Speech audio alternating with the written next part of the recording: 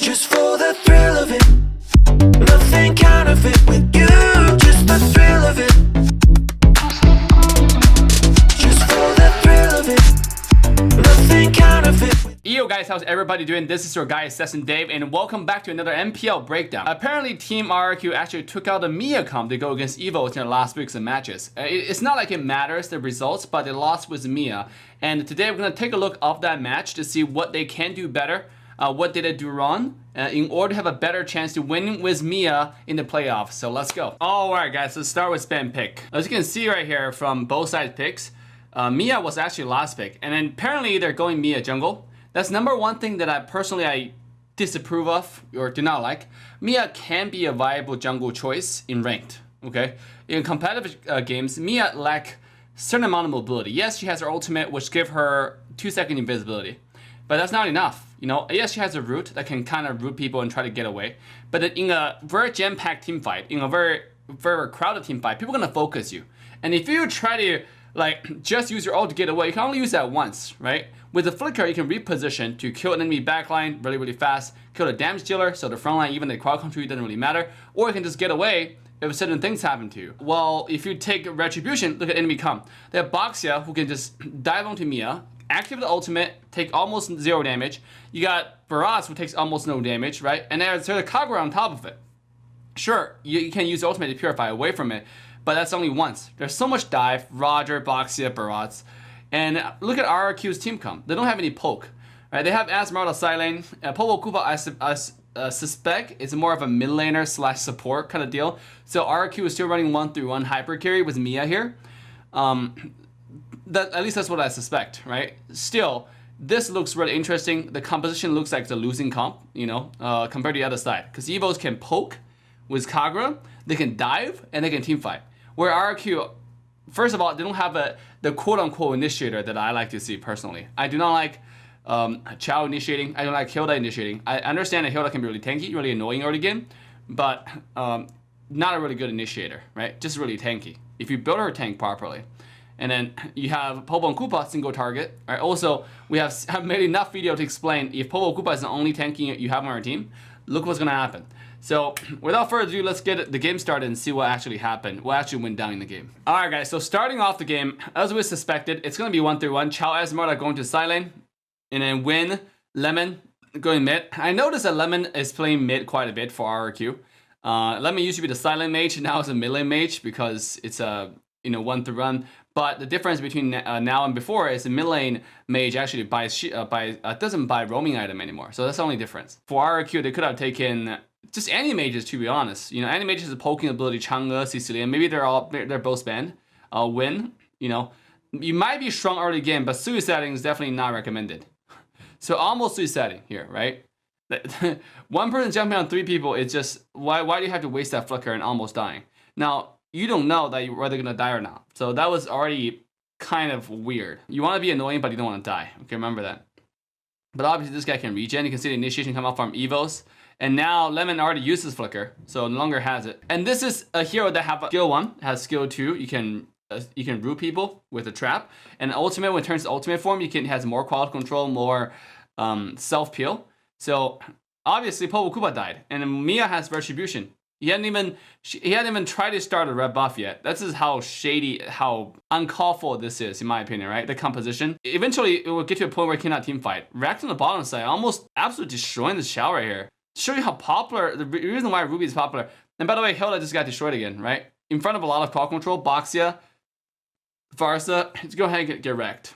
Now, Miya coming in bottom lane, do some damage, decent amount of damage, but I definitely wouldn't say a lot. Because if you keep Ruby at like 60% HP, if you can do a lot of damage to Ruby in a short succession, Ruby is gonna heal right up. Even though Win can check vision pretty well, or at least standing in a bush to get vision, but they have Boxia. EVOS have Boxia, a real tank. Right? This is something that I do not expect out of RRQ. It's very uncharacteristic, very uncalled for. They might have scrimmed with Philippine team too much, in my opinion, to adapt the meta over there. I mean, I watched a lot of the entire day of the MPL Indonesia. Actually, a lot of teams don't run tanks anymore. They just run Chao, and Chao has support. And then they almost always with a team who have a tank. But a lot of time you have teams who have neither teams have tanks. Look at this, right? Farsa just destroyed them. Meanwhile, in the back, Boxia doing quite a bit, just scaring that Miya away. Now, obviously, he might be too deep here, but this guy, look how hard it is to kill Boxia, and Boxia's still not dead. He was tanking 3 people in the front. Meanwhile, Team EVOS do whatever they want in the back, get everybody low, and now they're gonna steal the blue buff. Yep, and it doesn't seem like RRQ can do anything. That's exactly what we're talking about. This is what's gonna happen when you don't have a tank. Or Boxia just ignore your support, ignore your carries. Especially when you're gonna go Miya, right? Right into Boxia. Like that's just. By the way, one more thing that you have to figure out, you have to know, when enemy team have Farsa, you do not want to go marksman. Ever.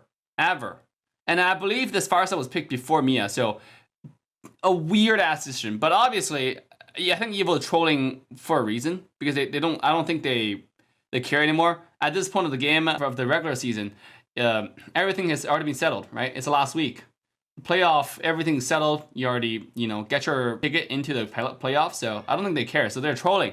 But I don't think this trolling is paying off. It doesn't look like a good show, at least, right? It just doesn't make any sense. If you want to do Miya marksman, what I recommend is Miya bottom lane. But even then, if enemy team run Farsa, Miya is just way too short-handed, right? Farsa is a all-in-one counter for all marksmen. All marksmen. That includes everything. That includes Layla, Miya.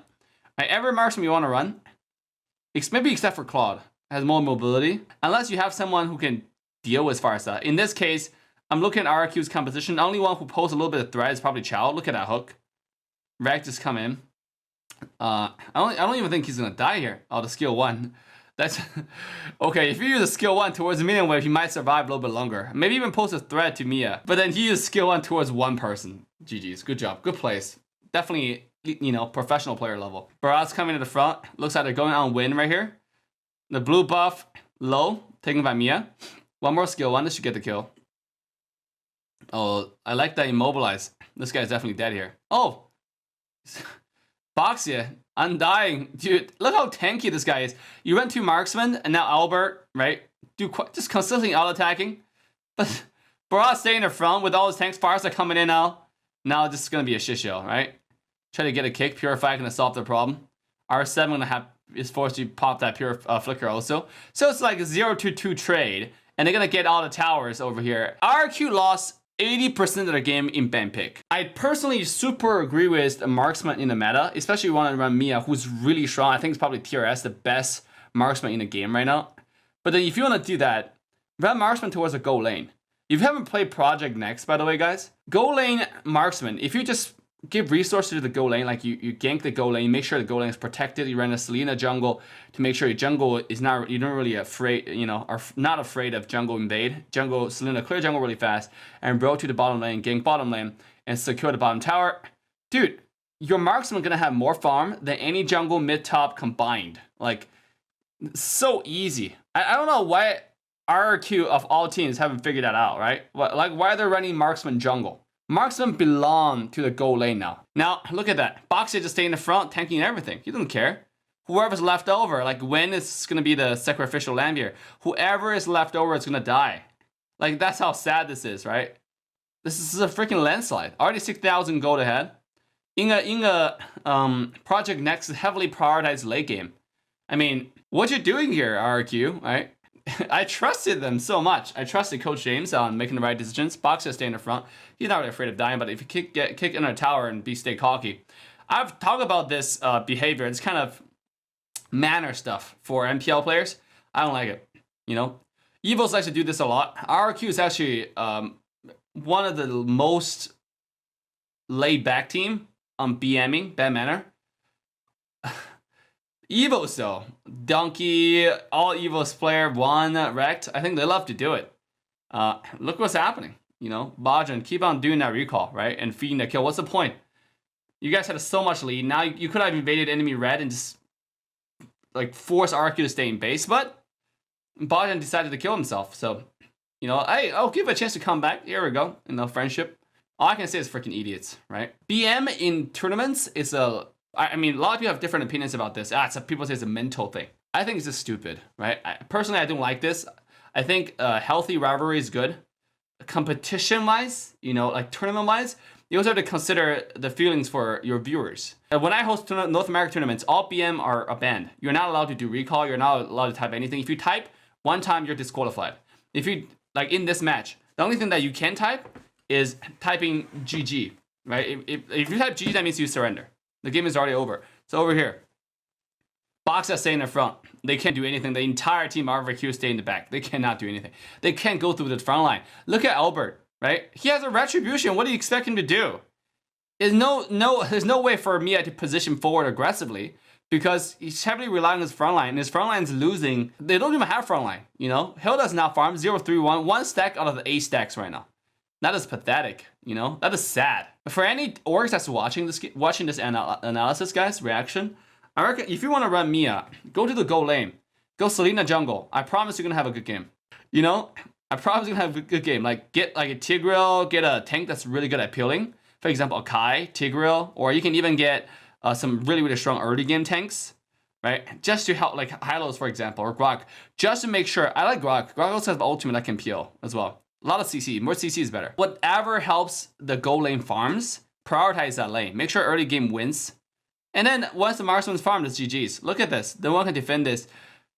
What did Popo and Koopa do this game? You tell me, right? Nothing. Why do orcs not learn from this? RRQ of all teams, man. Why? Like, why Popo and Koopa mid? Like, it's so stupid. You can't. Look at that. What is this hero gonna do? It's straight up useless.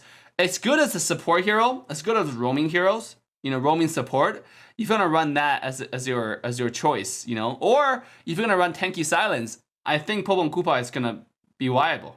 But you definitely need a frontline for Popo and Koopa to be really effective. This game is already over. I think it's a clown show, to be honest. I don't know what the fuck RRQ was doing this game. It's depressing, to be honest. As a hardcore RRQ fan, I'm disappointed. Look how EVO's laughing right now. I can't believe we win this, they're saying. Like, because EVO troll too much. It's not like I don't like EVOs, they troll too much, and then they BM too much, and I don't like team who BMs. But what do you guys think? Leave a comment down below, let me know, and I'll see you guys next time. Love you guys, bye now. Just for the thrill of it, nothing counterfeit with you. Just the thrill of it.